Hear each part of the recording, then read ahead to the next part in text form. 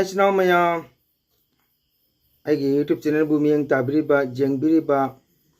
Ojaguru, Sinau Mayam Propo, Mongol Natana, welcome to Jari, Mongol Natana Kuba Changutara, Lunaduno Kuram Jari, Sinau Mayam.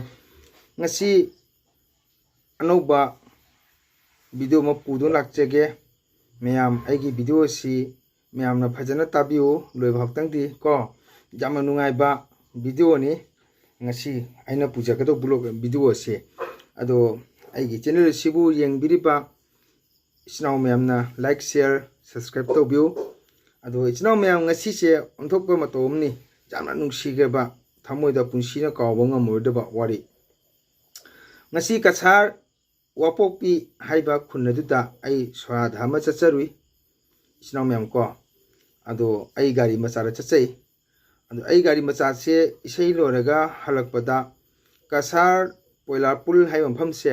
mase lanthораga kasar sirba sangun sunbi lanthораga gondhori aina maramakta myam da yenghanjaba mafam gondhori dugi kitang kakhal terapur haina muslim jumkhra leko the house taba khun masi jobon tamsiga Sinau Mayam ai gari se star muthokhare ki kawa jadre self jadre ai awa moire Sinau Mayam Mai terapur se kra up oyabako masiga ina gari machaji inna lakpa se Sinau Mayam khuam sade adon gari chu kuire chahi taruk tre phajalabnina maksu masaje sole gari ase tayong miga chapmani ko adon tayong miga mukhui chapmani ado sonjalakpa ado lobo numite ngasibo ai gari che khut thajadri Sinau Mayam ado aina sum auto myam se chinghangen ama khami jada ama khami jamda chingna ba tharu yawde sum leibasina Ada aigi khangnaba daibaram lei aina he ise chapta pujaba otorma madusu ma gari self jadre lakpidre Sinau Mayam aina hariba lambela se kilometer tera pudagina khogi kaino se nomina hospital se jawda se alipur haina ko alipur hospital bo ilakpa se Sinau Mayam ai hakchang ke tare human arra chena nung sulakpa Hachang pothabam leitre Sinau Mayam matat aina illa lakpa se Sinau Mayam khwa ma chadre ngasi se madugadi Sinau Mayam mioi ba haiba se tang panda ko isor udaba nate ado aina Romina hospital changphamgi Romina hospital ase koigi palar bonde chakhraga na he phangba lakhipude lagana jet thangba ko ado Romina hospital sorry Alipur hospital se masiga waman gidnai gai se tamna ilaga lebli tobasiga Sinau Mayam nungsiba auto nipama maksi urabjani aina inna chapase ado auto driver sina thogalaga lepaga yagon hai akhoi de phajom phuri setpa changon to athrei sei halakpane ona kai hai thakuda kaidorage hange aina as bai aigi gari se star muthokhare sel sujadre ki kawba jadre hai mana patkum tharaga kai hai gaibo Thakuda nang kai chakadong no aina bas kandi jogodomni geresta hai siga mana as ai pubi ge aina nang thori jawbra ne mang jawre auto driver sina Sinau Mayam mana thoi lok throga ai gari se pullaga mana chingye bako chingba chi su auto chingam dai si su aina bara kya lawni su hangde mang su bara du pu su haide nipa macha sam si masa mo to su phaje ado mana thauba se tam thori mana hai ai tam thauge kaigumba thakudan thaubuda problem oiragadi horon piro heda kauro hai aduna Romina sorry Alipur hospital den bus kandi ai se jam sang kilometer ahum oinieba mase mana chingna pore Sinau Mayam bus kandi jawre bus kandi jawraga aina waman gidna gari thamaga ina is aina bhai thank you nang ngasi ai mateng pangmase ai kaw ngamo jam nungsi ai nang thawi loktho haina Thoi lok tho aina phaming asiga auto driver se leiram dreba margi gai tho chakhre ba ma silsar gi driver ne ba aina hai auto driver leiram dre ne aina ai mechanic se ga hai mana ba gese gi aina as kaino ne mai bhara su pi gi dre ai jam nungai to thodom to do ra aina log aina auto phara ga aina tana re ba chachi mamang do auto ahan ba gari ma thogi ma do mang tana wana chappa se ge Sinau Mayam akoi Panchkandi bazar sigi mayai silchar chafam ji ma chang ma kha khare ba ado khapadu aina gai mang tala khame aina ei bhai lepu haina lepe ma thakuda kai dorage aina kari gino nang gari chingna laga nang pasa logdona nang tumina egon haimne chakhi sen ado auto driver se kari haiga bu Sinau Mayam ai pesa gi nate ꯊꯥꯒꯨꯗꯥꯅ ꯋꯥꯅ ꯒꯥꯔꯤ ꯏꯟꯅ ꯍꯨꯃꯥꯡ ꯆꯥꯕꯗ ꯑꯩ ꯊꯥꯒꯨꯗꯥꯒꯤ ꯃꯇꯦꯡ ꯇꯧꯕꯅꯤ ꯑꯩ ꯄꯩꯁꯥꯒꯤ ꯅꯠꯇꯦ ꯍꯥꯏ ꯏꯆꯤꯟ ꯏꯅꯥꯎ ꯃꯌꯥꯝ ꯀꯌꯥꯝ ꯅꯨꯡꯁꯤ ꯌꯦꯡꯉꯨ ꯃꯇꯝꯗꯨꯒ ꯈꯨꯗꯛꯇꯨꯒ ꯑꯩ ꯋꯥꯈꯜꯁꯦ ꯀꯩ ꯈꯜꯂꯤ ꯈꯪꯉꯕ ꯑꯁ ꯍꯧꯖꯤꯛꯀꯤ ꯃꯇꯝꯁꯤꯗ ꯁꯩꯇꯖꯨꯛꯇ ꯙꯔꯃ ꯆꯠꯂꯝꯕ ꯃꯤꯑꯣꯏꯁꯤꯡꯗꯣ ꯍꯧꯖꯤꯛꯐꯥꯎꯁꯨ ꯁꯨꯝ ꯂꯩꯕꯣꯔꯦ ꯍꯥꯏꯅ ꯋꯥꯈꯜꯁꯤꯒ ꯑꯩꯅ ꯈꯜꯂꯛꯄ ꯍꯥꯏꯇꯥꯔꯦ ꯑꯩꯅ ꯂꯨꯄꯥ 100 ꯂꯧꯊꯣꯛꯑ ꯄꯤꯌꯦꯕ ꯃꯥ ꯂꯧꯕ ꯌꯥꯗꯦ ꯗ꯭राꯏꯚꯔꯁꯦ ꯃꯥꯅ ꯊꯥꯒꯨꯗꯥꯒꯤ ꯂꯧꯔꯣꯏ ꯑꯩ ꯄꯩꯁꯥꯒꯤ ꯅꯠꯇꯦ ꯑꯩ ꯊꯥꯒꯨꯗꯥꯒꯤ ꯃꯇꯦꯡ ꯍꯦꯜꯞ ꯇꯧꯔꯤꯅꯤ ꯍꯥꯏꯅ ꯑꯩꯅ ꯆꯨꯝꯃꯦ ꯅꯪ ꯍꯦꯜꯞ ꯇꯧꯕꯗꯣ ꯑꯩ ꯄꯦꯜꯂꯦ ꯑꯩ ꯊꯃꯣꯏꯁꯤꯗ ꯑꯗꯣ ꯑꯩ ꯊꯃꯣꯏ ꯄꯦꯟꯃꯟꯗꯅ ꯅꯪꯉꯣꯟꯗ ꯂꯨꯄꯥ 150ꯁꯦ ꯂꯧ ꯅꯪꯉꯣꯟꯗ ꯄꯤꯔꯤꯕ ꯃꯥꯅ ꯍꯥꯏꯌꯦꯕ ꯑꯩꯅ ꯊꯥꯒꯨꯗꯥꯗꯒꯤ ꯂꯨꯄꯥ 150 ꯂꯧꯕ ꯇꯥꯔꯒꯗꯤ ꯑꯩꯅ ꯊꯥꯒꯨꯗꯥ ꯃꯇꯦꯡ ꯇꯧꯕꯒꯤ ꯃꯃꯜ ꯂꯩꯇꯦ ꯍꯥꯏꯕ ꯋꯥꯅꯤ ꯏꯆꯤꯟ ꯏꯅꯥꯎ ꯃꯌꯥꯝ ꯑꯩ ꯊꯃꯣꯏꯁꯦ ꯀꯌꯥꯝ ꯅꯨꯡꯁꯤꯌꯦ ꯃꯇꯝꯁꯤꯒ ꯊꯃꯣꯏꯁꯦ ꯑꯩ ꯊꯨꯛ ꯂꯥꯎꯏ ꯏꯆꯤꯟ ꯏꯅꯥꯎ ꯃꯌꯥꯝ ꯑꯣꯇꯣ ꯗ꯭राꯏꯚꯔꯗꯨꯅ ꯑꯩꯉꯣꯟꯗ ꯃꯥꯅ ꯍꯥꯏꯔꯛꯄꯁꯦ ꯑꯩꯅ ꯍꯥꯏ ꯌꯥꯝ ꯅꯨꯡꯁꯤ ꯅꯪꯅ ꯃꯃꯜ ꯂꯩꯔꯣꯏ ꯍꯥꯏꯕꯗꯣ ꯃꯃꯜꯅꯦ ꯁꯔꯨꯛ ꯆꯥꯝ ꯍꯦꯟꯅ ꯃꯃꯜ ꯂꯩ ꯑꯩꯅ ꯍꯥꯏꯌꯦꯕ ꯑꯩꯅ ꯄꯤꯔꯤꯕ 150ꯁꯦ ꯅꯪꯒꯤ ꯑꯣꯇꯣ ꯚꯔꯥ ꯑꯩ ꯒꯥꯔꯤ ꯆꯤꯡꯉꯛꯄꯒꯤ ꯅꯠꯇꯦ ꯑꯩ ꯊꯃꯣꯏ ꯄꯦꯟꯃꯟꯗꯅꯅꯦ ꯅꯪ ꯀ꯭ꯋꯥ ꯆꯥꯕꯩ ꯄꯩꯁꯥ ꯄꯤꯔꯤꯃꯦ ꯃꯥꯅ ꯊꯥꯒꯨꯗꯥꯒꯤ ꯂꯧꯔꯣꯏ ꯑꯩ ꯒꯥꯔꯤ ꯄꯥꯏꯅ ꯍꯥꯏꯁꯤꯅꯤ ꯑꯩ ꯄꯩꯁꯥ ꯂꯧꯔꯣꯏ ꯊꯥꯒꯨꯗꯥꯒꯤ ꯑꯋꯥꯕꯗꯣ ꯑꯩ ꯃꯇꯦꯡ ꯇꯧ ꯍꯦꯜꯞ ꯇꯧꯔꯤꯕ ꯑꯩꯅ ꯃꯈꯨꯠ ꯄꯥꯏꯅ ꯍꯥꯏ ꯌꯦꯡꯉꯨ ꯅꯪ ꯏꯅꯥꯎꯒꯨꯝꯕꯅꯤ ꯑꯩ ꯅꯨꯡꯁꯤꯃꯟꯅ ꯍꯥꯏꯔꯤꯃꯤꯀꯣ ꯑꯩ ꯅꯪꯉꯣꯟꯗ ꯄꯤꯔꯤꯕ 150ꯁꯦ ꯑꯩ ꯒꯥꯔꯤ ꯚꯔꯥꯒꯤ ꯅꯠꯇꯦ ꯅꯪ ꯊꯃꯣꯏ ꯁꯦꯡꯅ ꯅꯪ ꯀ꯭ꯋꯥ ꯆꯥꯕ ꯄꯤꯔꯤꯃ ꯍꯥꯏꯁꯤ ꯂꯥꯁꯇꯏꯟꯅꯔꯒꯀꯣ ꯃꯥ ꯂꯨꯄꯥ 100 ꯂꯧꯈꯤꯑꯕ ꯑꯉꯥꯡꯁꯦ ꯃꯥ ꯃꯈꯨꯠꯁꯨ ꯇꯣꯡ ꯈꯣꯏꯔꯝꯃꯦꯕ ꯊꯥꯒꯨꯗꯥꯗ ꯑꯣꯏꯅꯕ ꯃꯥꯅ ꯍꯥꯏꯔꯝꯃꯦꯕ ꯕꯪꯂꯥꯅ ꯍꯥꯏꯕꯁꯦꯀꯣ ꯑꯩ ꯃꯩꯇꯩꯂꯣꯟꯗ ꯍꯟꯗꯣꯛꯆꯒꯦ ꯃꯥꯅ ꯍꯥꯏ ꯉꯁꯤ ꯊꯥꯒꯨꯗꯥꯒꯤ ꯑꯩꯅ ꯑꯋꯥꯕ ꯀꯟꯕꯁꯦ ꯍꯌꯦꯡ ꯑꯩꯒꯤꯁꯨ ꯑꯋꯥꯕ ꯊꯣꯛꯄ ꯇꯥꯏ ꯃꯇꯝꯗꯨꯒ ꯀꯅꯥꯒꯨꯝꯕꯅ ꯑꯩꯉꯣꯟꯁꯨ ꯃꯇꯦꯡ ꯇꯧꯔꯛꯄ ꯌꯥꯏ ꯊꯥꯒꯨꯗꯥ ꯃꯁꯤ ꯇꯥꯏꯕꯪꯄꯥꯟ ꯃꯤꯑꯣꯏꯕꯒꯤ ꯍꯧꯅꯕꯅꯦꯅ ꯅꯤꯄꯥ ꯃꯆꯥꯗꯨꯅ ꯁꯨꯃꯥꯏꯅ ꯍꯥꯏꯔꯝꯃꯤ ꯏꯆꯤꯟ ꯏꯅꯥꯎ ꯃꯌꯥꯝ ꯀꯌꯥꯝ ꯊꯃꯣꯏ ꯆꯥꯎꯔꯤ ꯗ꯭राꯏꯚꯔꯁꯦ ꯑꯗꯣ ꯑꯩꯅ ꯃꯉꯣꯟꯗ ꯍꯥꯏꯕ ꯌꯦꯡꯉꯨ ꯅꯪ ꯁꯤꯜꯆꯔꯗꯅꯦ ꯑꯩꯗꯤ ꯍꯦꯛ ꯆꯠꯂꯤ ꯏꯁꯩ ꯑꯗꯣ ꯑꯩꯗꯤ ꯒꯥꯔꯤ ꯃꯆꯥ ꯊꯧꯕꯅ ꯍꯦꯜꯃꯦꯠ ꯎꯞꯄ ꯃꯥꯛꯁ ꯎꯞꯄ ꯆꯁꯃꯥ ꯎꯞꯈꯗꯦ ꯅꯪ ꯃꯁꯛ ꯂꯥꯛꯄ ꯉꯝꯃꯣꯏ ꯀꯔꯤꯒꯨꯝꯕ ꯑꯩ ꯎꯅꯔꯗꯤꯅꯦ ꯅꯪ ꯀꯧꯀꯣ ꯀꯧꯔꯒꯅꯦ ꯅꯣꯡꯃꯗꯤ ꯆꯥ ꯆꯈꯣꯝ ꯊꯛꯃꯤꯟꯅꯁꯤ ꯑꯩꯅ ꯄꯨꯟꯁꯤ ꯆꯨꯞꯄ ꯅꯪ ꯀꯥꯎꯕ ꯉꯝꯃꯣꯏ ꯍꯥꯏꯅ ꯑꯗꯨꯅ ꯏꯆꯤꯟ ꯏꯅꯥꯎ ꯃꯌꯥꯝ ꯇꯥꯏꯕꯪꯄꯥꯟ ꯍꯥꯏꯕꯁꯤ ꯑꯃꯒꯤ ꯃꯇꯦꯡ ꯑꯃꯒꯤ ꯑꯋꯥꯕ ꯀꯟꯕ ꯍꯥꯏꯕꯁꯤ ꯏꯆꯤꯟ ꯏꯅꯥꯎ ꯃꯌꯥꯝ ꯖꯥꯠ ꯕꯤꯖꯥꯇꯤ ꯈꯥꯛꯇꯦ ꯑꯗꯣ ꯑꯩꯒꯤ ꯑꯁꯣꯏꯕ ꯍꯥꯏꯕꯨ ꯃꯃꯤꯡꯁꯨ ꯍꯪꯍꯧꯗꯦ ꯃꯥꯒꯤ ꯀꯣꯟꯇꯦꯛ ꯅꯝꯕꯔ ꯂꯧꯍꯧꯗ꯭ꯔꯦ ꯑꯗꯨꯅ ꯏꯆꯤꯟ ꯏꯅꯥꯎ ꯃꯌꯥꯝ ꯇꯥꯏꯕꯪꯄꯥꯟ ꯃꯤꯑꯣꯏꯕꯒꯤ ꯏꯅꯥꯛ ꯈꯨꯟꯕ ꯂꯥꯏꯔꯕ ꯀꯔꯤꯝ ꯂꯩꯇꯦꯀꯣ ꯃꯤꯑꯣꯏꯕꯒꯤ ꯑꯋꯥ ꯑꯅꯥ ꯇꯥꯕ ꯍꯥꯏꯕꯁꯦ ꯉꯁꯤ ꯑꯩꯉꯣꯟꯗ ꯃꯥꯅ ꯃꯇꯦꯡ ꯇꯧꯔꯤ ꯍꯥꯏꯕꯒꯤ ꯍꯥꯏꯗꯤ ꯑꯩꯅ ꯄꯦꯟꯖꯕ ꯅꯠꯇꯕ ꯑꯩꯅ ꯃꯥꯒꯤ ꯗ꯭राꯏꯚꯔꯁꯤꯒꯤ ꯅꯨꯡꯁꯤꯕ ꯃꯥꯒꯤ ꯋꯥꯍꯩ ꯃꯥꯅ ꯑꯩꯕꯨ ꯑꯋꯥ ꯃꯇꯦꯡ ꯇꯧꯕꯤꯔꯝꯕꯁꯦ ꯑꯩꯅ ꯃꯌꯥꯝꯗ ꯑꯩꯅ ꯁꯤꯌꯔ ꯇꯧꯖꯕꯅꯤꯀꯣ ꯍꯧꯒꯠꯂꯤꯕ ꯏꯆꯤꯟ ꯏꯅꯥꯎꯁꯤꯡ ꯈꯪꯅꯕ ꯑꯗꯨꯅ ꯑꯩꯅ ꯋꯥꯔꯤꯗꯤ ꯏꯆꯤꯟ ꯏꯅꯥꯎ ꯃꯌꯥꯝ ꯃꯤꯑꯣꯏꯕ ꯑꯃ ꯀꯅꯥꯒꯨꯝꯕ ꯑꯃ ꯑꯋꯥꯕ ꯇꯥꯕꯗꯅꯦ ꯃꯇꯦꯡ ꯇꯧꯕꯁꯦ ꯃꯁꯤ ꯃꯍꯩ ꯆꯥꯎꯔꯤ ꯏꯆꯤꯟ ꯏꯅꯥꯎ ꯃꯌꯥꯝ ꯑꯩꯈꯣꯏꯒꯤ ꯑꯣꯖꯥꯅ ꯍꯥꯏꯔꯝꯃꯦꯕꯀꯣ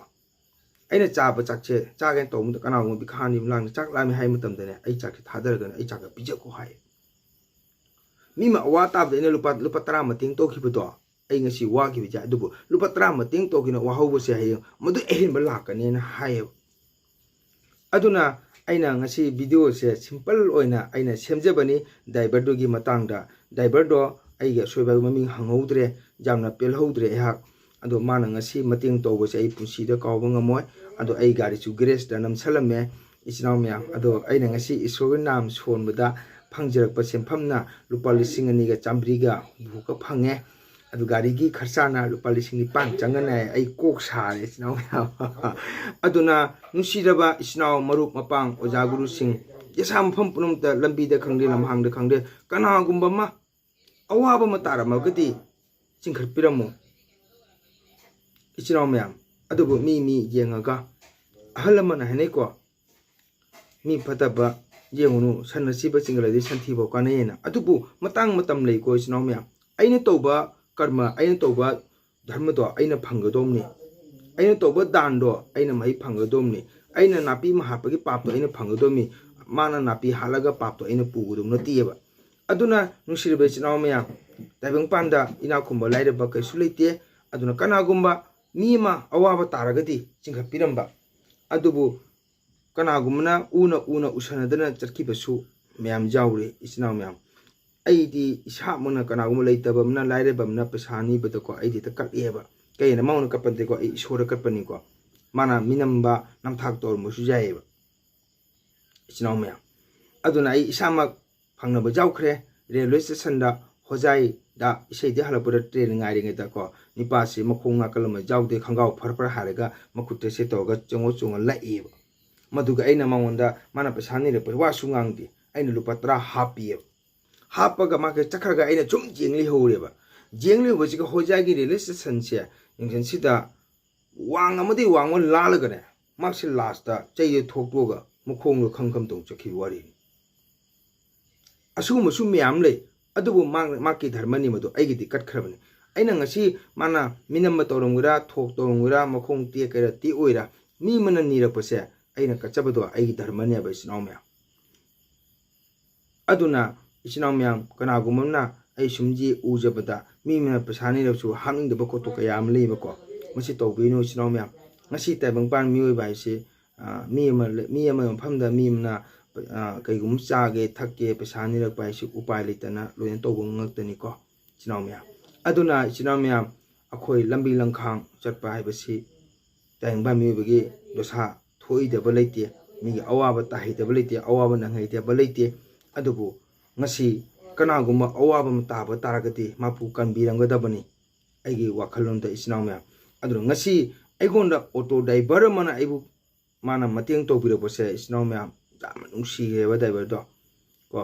अदुना मिपुंग पुरं माना पोंते ड्राइवर पुनमक माना पोंते को ताइबंगपान हाइबसि खुद मसा मंगा माना पुनतेबा चुमब्रे इस्नाव म्याम अइना हाइजरिसे अदु ngasi ऑटो ड्राइवर निपा मचादो कनागुम मा थौन चखिनेबा हन्नु जेंगमोयबा अदु अइनासु खामुबु नते माना मांग लेखलगा अइगोंदा मंग लेथोगा माना हाय ठाकुदा गाई कैथौर काना माना चिंग पोरेमी र पैसा लोबो लौगिदबा नफुदा अइना लुपा चांग हापमी असिनी ताइबंगपान हाइबसि इस्नाव मतमदा पैसा लई हाइना सुजाति को मतंगदा मी अमगी पांगन्ना मी पांगन मतेंग तौबा पैसा तन सुजारक्तेबा मतमसिगैना ऑटो कुनो खामसे अमते लेपीबो नते थौरी यावगे ngमोय हाइना सुम एउंको अइना तेरापुदगी गाड़ी इन लापगा इस्नाव खाजिकी लम नते को सांगब लमनि को तेरापु थोंग मथक्तैना अखोगी आलिपु हॉस्पिटल हो लापगा हक्चांग पुंचो चोलिमि हुमांगना इस्नाव म्याम किलोमीटर 3 गाइसे अइना बाइक से इल लापगा से वारबा स्कूटी सिगा अदुना अइना इस्नाव म्याम दा हाइजनिंगबदी ताइबंगपान मियोय बाहाइबसि को मिगी अवाबा अनाबा तारगदी इस्नाव म्याम मतेंग तौबिउ मधु मही याम चाउरी अइना मी मगी मतेंग तोरमबाइसे ईश्वरना मथक्ता लोइना उख्रमिको अदुना अखोइना उदे हाइबसे थक्ता ngaलिबा ईश्वर अइ उंथिनदगना सुजदेबा नुमित कोबो लाई लेरे नुंधांग दौरे चंद थाना पुंगार ngaले मोइदि मतम पुंगतो उइको खोंगथांग खुदिंगी ईश्वरदि लोइना उइ अइना करी तौरी अइना करी चटली अइना करी थबक तौरी मिगी फबा तौबरा मिगी फता तौबा लोइना उइयबको अदुना इस्नाव म्याम कनागुंबा मी मा अवाबा तारगति मतेंग तौबिउ मी मा अवाबा तारमगदि सपोर्ट तौबिउ मी मा फिबम चाना अवाबा तारमगदि चिंखपिरमु को लेतबा मु थांगपिउ अदुगा मिगी मरन पाबिदबा मिगी पैसा लुपा मटके खनबिगनु अदुना इस्नाव म्याम ताइबंगपान मियोय बाइसे अवाना ताहिदबा लेते को अदुबु ईश्वरना उबा कौबनिना ngasi एगी अवाबदो माना कनबिरखिबा क्याम नुंगाय इस्नाव म्याम थमोइसे पेनमंगना अइ थमोइसे थुक लाबो वाइंदा ड्राइवर दोना हाइरकपसिगा